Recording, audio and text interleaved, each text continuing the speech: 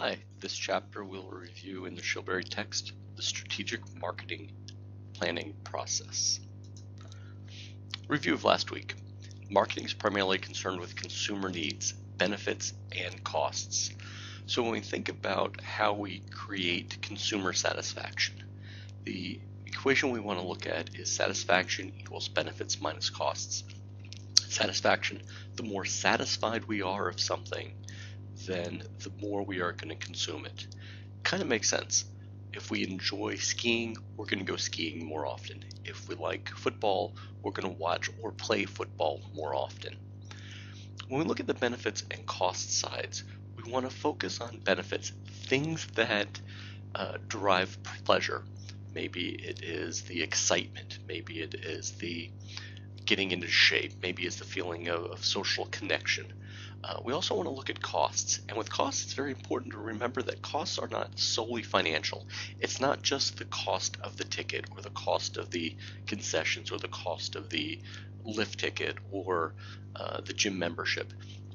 It's also opportunity costs. It's also emotional costs. For instance, satisfaction equals benefits minus costs. People may love going to football games. However, one of the costs could be travel. It may take a long time. There may not be proper public transportation, or parking may not be available. For an important match, it's not going to matter. The benefits of seeing the big rival games are going to outweigh it.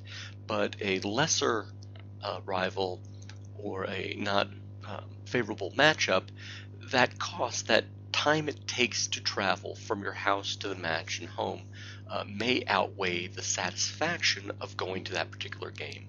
So in marketing, we want to see how we can increase the benefits, increase the different ways that people derive satisfaction.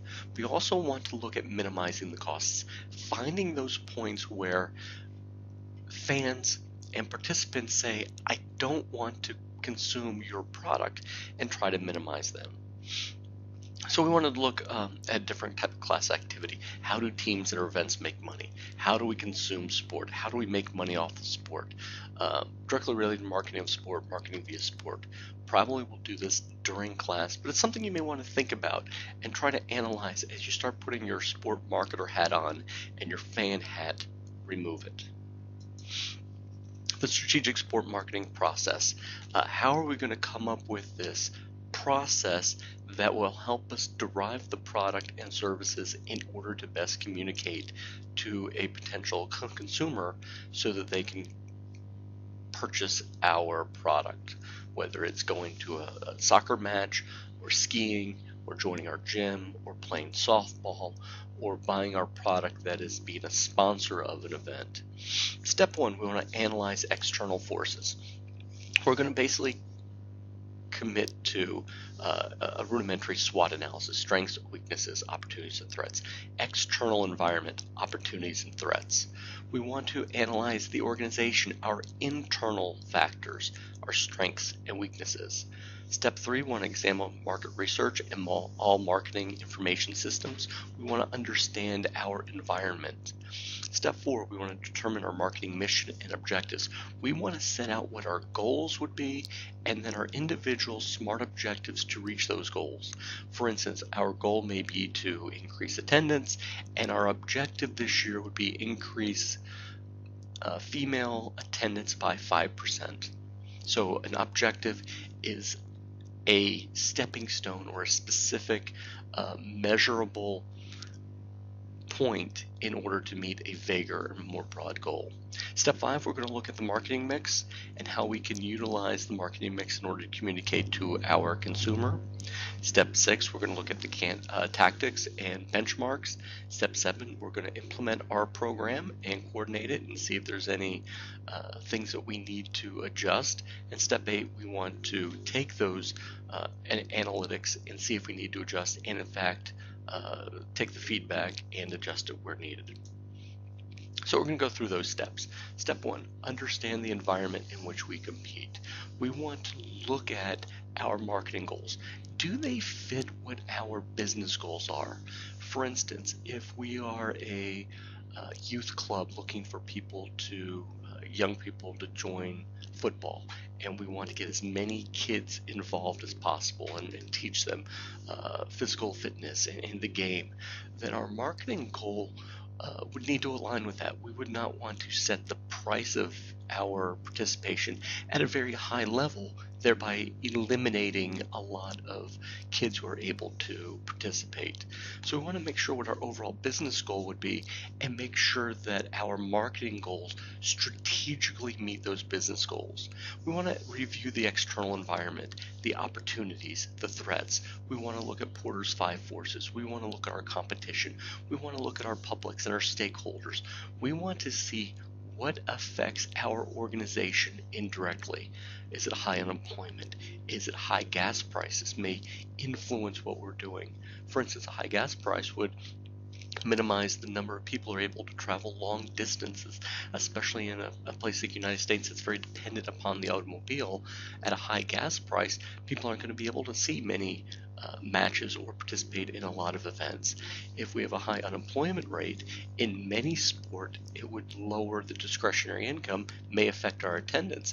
However, some sport actually sees increases during high unemployment. Something like running and fitness, something that's more inexpensive, would get a transfer of people normally spectating a sport.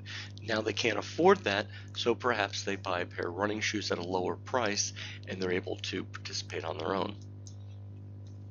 Figure 2.2 shows the external environmental forces, governmental legislation, technology, demographic trends, social trends, political forces, economic climate. All of these will affect our sport organization. For instance, a new piece of technology will increase everyone in the sport organization. The idea of watching games now on handheld devices virtually anywhere was certainly something uncommon, or something we would never even thought of 20 years ago or even 15 years ago perhaps. But that's a constraint that affects all of the sport organizations. Demographic trends, as the population tends to get older, we're actually more active at an older age now than we have in generations past. Perhaps we need to engage in some of the older people, since they do have some money and some time. Maybe we're running a gymnasium and we've realized that we have a large elderly population in the immediate area. Maybe we create a very cost-effective program for them to come in between 9 a.m. and 11 a.m. or between 2 and 4. Times that the gym will not be busy, so we can get them in and they can take their time and be a little bit slower and have it more of a social aspect. But certainly this is an idea that we can use that demographic trend and utilize it to increase participation. Political forces. Certainly if you're looking to get a publicly financed stadium, or right now looking at mega events and how the political climate is such that municipalities and cities and states are shying away from bidding on these type of things. Brazil pushing back from the unused stadium in the World Cup, and how we're looking at the next Olympics down there. Certainly the aspect of what's going on in Qatar and the bidding processes. Boston decided not to bid on an Olympic bid, even though they had moved forward quite a bit. At the last Winter Olympics went to Beijing, and only came down to 2 real cities bidding on it at that point: Almaty, Kazakhstan, and Beijing. And Beijing certainly is not a traditional winter sport area. So how is the political forces and the economic climate, certainly as we're looking at legacy expenses, how is that impacting our sport? Porter's 5 forces, we want to look at the intensity of the competition. The more intense the competition, the more teams or different substitutes or competitors that are in the area. We certainly want to look at the more difficult it is to succeed in that area. Perhaps if we're looking at a sport manufacturer and we're looking at equipment, maybe we look at an area that doesn't have as much competition in order to break into the marketplace. The increased bargaining power of buyers. If buyers have a lot of different options, then we need to specifically design our product to them. If a spectator has different options available to them, our pricing is going to be such that we need to be competitive in that idea.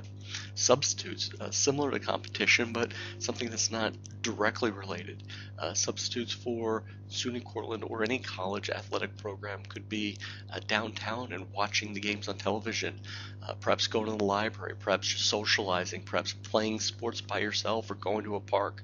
Those are all substitutes, things that a consumer can do with their time and money other than buying your product.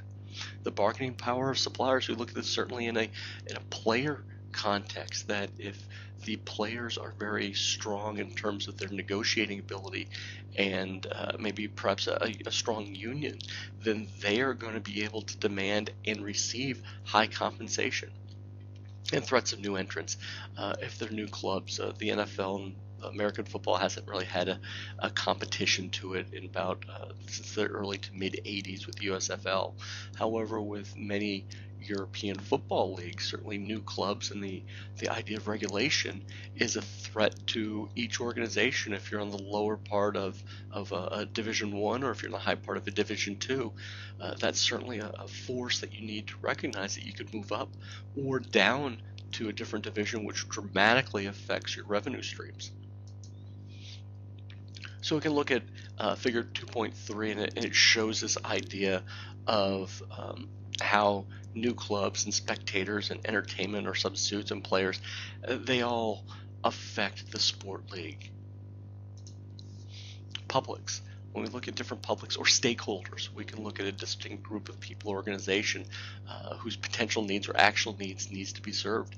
We look at terms of a fan base, and we put our fan hat on. We think that the sport organization really exists solely for our benefit, for our enjoyment, for us to derive pleasure in their winnings, when in fact it really is designed in this point in time to be a business. We hear sport is big business, but it's kind of cliched. We may not understand the depth of it. Organizations mostly, on a professional level, and most colleges in the United States are designed kind of as a revenue generator or for profit, and they want to get as much revenue as possible, which would be their number one goal, not necessarily winning championships for the fans, or spending a lot of money to the point that they're losing money in order to be very competitive. Especially when you only have one or two owners looking to generate revenue from it. It really is their business, their way to create money. Different publics that impact a professional club, a league, or a central office. Many times you have to share revenue, or certainly league think where you're part of a greater whole, and different types of rules and regulations. Governmental agencies, for instance, a public college such as SUNY Cortland perhaps has to depend on the state university for governmental funding. Other leagues, the media certainly impacts a professional club. Are the stories positive? Do they give a lot of publicity to us, or are we a secondary team, or are they looking? Do we have a good relationship with them? Sponsors, what type of ROI are we delivering to them? What type of revenue, what type of customer are we driving to their locations to increase their sales? We can look at supporters and members and other clubs. All of these different types of publics or different types of stakeholders really impact our professional clubs, and we need to be aware of that in terms of what we want to do and what we want to accomplish from a business perspective. Step 2 is the internal capabilities. So step 1 kind of was the external, internal capabilities. We look at the SWOT analysis, and with the SWOT we want to look at strengths and weaknesses. Strengths and weaknesses are internal to our organization. What are our strengths? Do we have a lot of resources? Do we have a lot of skills? Are we a market leader? Do we have high technology? Do we have a lot of capital on hand if we're looking to enter into the footwear market? Do we have some sort of special skills or special entry into the marketplace? Do we have enough financial and human resources to compete in that area? What are our weaknesses? Perhaps we may look at a weakness in terms of distribution. Maybe we might see increased opportunity in China. However, a weakness for us, maybe we don't have distribution at this point in the Chinese market. Thereby, we might not be able to take advantage of that opportunity. So strengths and weaknesses, we look specifically inside our agency. Do we have any limitations? Do we have any skills? Do we have any advantages? What is our competitive advantage or disadvantages compared to our competitors? Opportunities and threats, they are external to our organization. Favorable conditions, demographic changes, our competitors, potential new markets, all those would be external. Opportunities and threats are situations that affect the entire product category the same way. Again, if we're in a footwear market and we see a large growth in sport in Ecuador, that opportunity doesn't just exist for us, but it exists for all of our competitors. A threat, perhaps oil prices increase, which raises the price of rubber. That would be a threat, an unfavorable situation that affects us as well as our competitors. How we respond to that threat or those opportunities, how it matches with our strengths and weaknesses, that's how we compete in the marketplace. We can look at a pest analysis, and pest kind of goes in front of the aspect of opportunities and threats. It's an external capabilities. We want to look at political factors, and as I'm looking at this slide, it is mislabeled. It should be the external capabilities of the organization. Political factors, any trade agreements. There was a case that Rydell Athletic Equipment was importing American football equipment from Southeast Asia, and depending how they labeled it and how they construed it, affected their tax tariff quite substantially. As they imported the materials, they would bring in the jerseys and the fabrics, the clothing aspect of it, separate from the pads. By doing so, the clothing was taxed at a much higher level than if they had put the pads into the shirts and pants, because when they did that, it would be classified as sports equipment. A jersey was not classified as sports equipment if it didn't have the padding, which resulted in significant difference in the tax liability to the tune of a few $1,000,000 each year. Economic factors, sociocultural factors, technology factors, all of these different external environment we analyze in order to create and find out where those opportunities and those threats really exist. We look at our strategic analysis, our corporate mission. What are we doing? Why are we an organization? The direction of the organization, clarifying its meaning. If we are a for-profit baseball club, perhaps we don't write it as directly as creating revenue.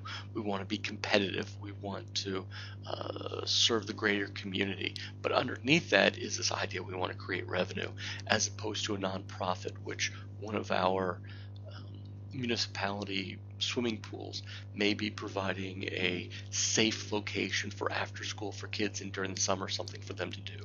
So our corporate mission would certainly frame what our marketing decisions would be. If we're looking for an increased participation, a lot of kids going to that swimming pool during the summer, we want to make sure that our marketing is after those kids, providing them a particular place. We want to open it up and be available for when they need it most. We want to make sure that our concession prices are in line with something that they can afford. We want to make sure that it's a safe environment and something for them to go to. So our corporate mission leads into our organizational goals, and our goals are broadly defined.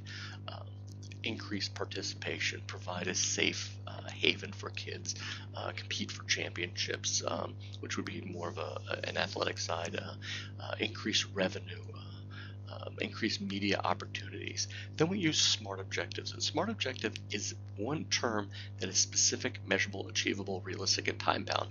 For instance, if we want to increase attendance, our SMART objective would be we want to increase attendance by kids under 12 by 23% over the next season. It's specific, 23%, it's measurable, we can actually measure the tickets, compare them to the years previous. Is it achievable? Is it realistic? Those are really contextual.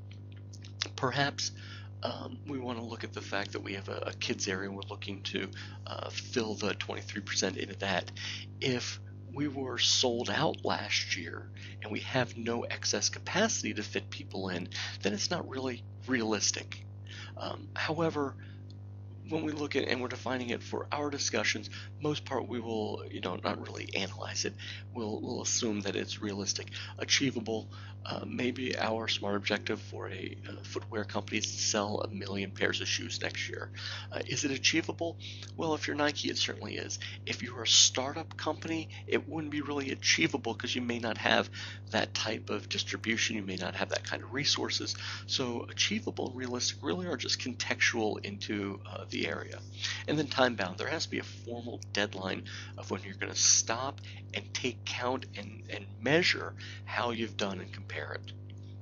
Smart objectives are really important because they create a situation where everyone becomes accountable and everyone really knows exactly what is expected for them. Step 3, we're going to look at the market research and utilize market information systems.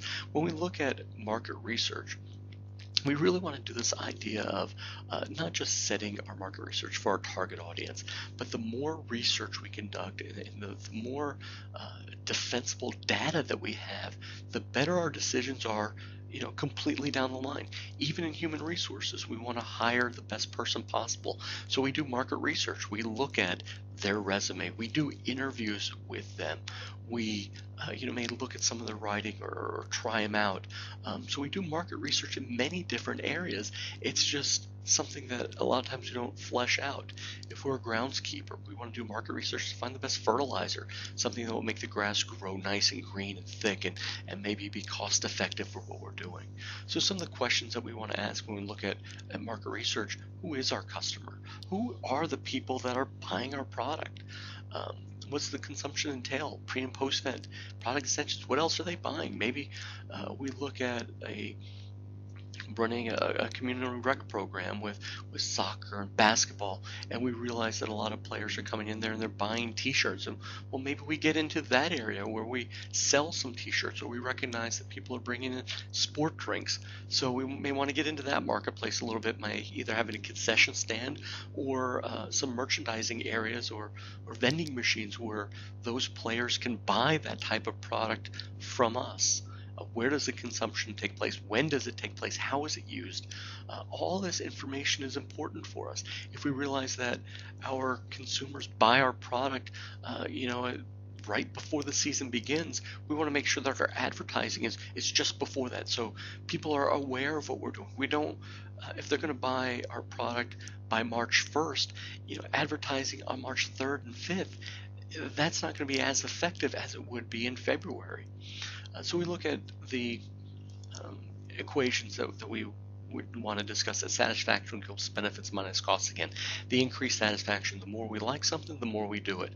The higher the benefits, minimize the costs. Again, every time we talk about costs, make sure that you write and you say that it's not just financial, it's all the other things.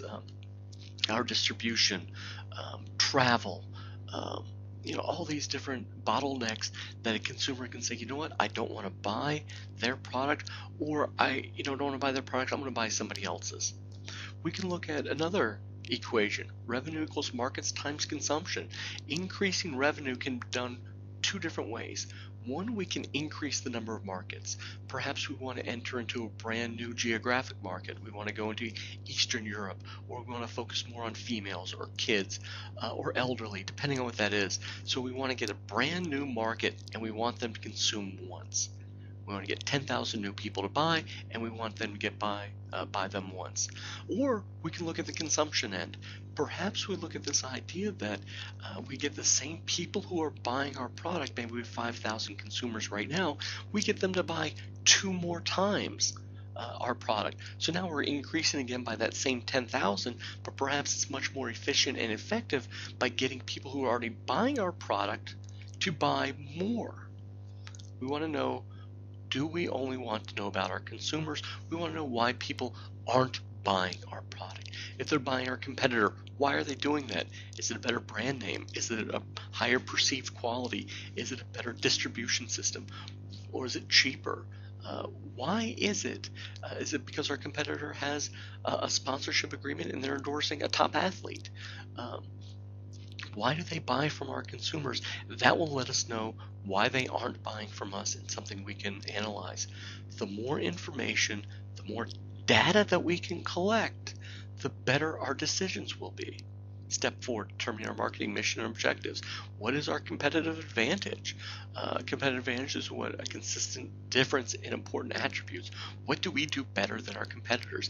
If we find that out, or if we find something that our competitors are looking for, then we can really mold our marketing plans to highlight that strength so that we can have a competitive advantage. Sometimes competitive advantage could be a cost leadership. Maybe the idea is that we are more competitively advantaged because we're able to build our products cheaper. Um, we can spin it another way. Instead of building, say it costs us $10 to make our sneakers, and it costs $10 for our competitor to make their sneakers, but our brand is so strong that we're able to charge $20 for it. Our competitors are able to charge $15. We're making $5 more for every pair of sneaker that we're selling. That's a competitive advantage that really goes right into our back pocket. If we're able to make our sneakers for $8 each and they're at 10, and we sell them both for $15, now we're making $2 more. So we can look at this idea of where is our difference, where is our benefits, and then we look at some competitive advantages. Maybe one of our competitive advantages is that we're located in a much bigger market. Maybe we're in London or Berlin, or Tokyo or New York City, where if we're competing against somebody from a smaller town, we're going to have more media. We're going to have a better opportunity to get more sponsors and more money and a higher income and all that stuff that our competitors aren't going to be able to do. When we look at expanding into new markets or new products, we can look at some different methods to do it. We can look at an existing product and an existing market. We want to sell more. Everyone is existing. Everything is already there. We just want to get more people to purchase. Perhaps we have a new product. We want to go into an existing market. So we have our consumers are buying our product and we want them to buy something new from us. Maybe we're a footwear company. We want to make running shoes. Now we want to make a similar walking shoe. So it's a new product, but the same existing consumer. Maybe we want to take our existing running shoe and we want to go into a brand new geographic market. Maybe we want to go into Ecuador or South America. That would be a market development. We're focused on the market. Our product is the same. Or we may do a new product and new market, a complete diversification. Maybe we look at purchasing a company that is in field hockey and we do mostly running. So it's a brand new market for us and brand new products, but something we want to invest in. We want to look at this product market expansion. Like I said, market penetration or concentration, more sales to existing customers without changing the product. Market development is a new product for existing markets. Product development is modifying the product to a current market. So your market development or product development, depending on which one is new, or a brand new product diversification. And classic examples are Legos or Arm & Hammer. Lego, the plastic toy, certainly has diversified into video games, into amusement parks. They have Bionicle, they have the Lego Friends, so they've really expanded their product into different geographic areas, into brand new areas like video games, and different generations, an older group as well as a more younger female group. Arm & Hammer baking soda, a classic example, obviously made to begin with for baking, but if you look at the product uses for baking soda, it cleans carpets, it's put in toothpaste, it's put in kitty litter. It's used for a lot more uses than just baking. So you're taking the product and you're moving into a new firm. So we're looking at creating new opportunities for what we're doing. Thank you, and chapter 2.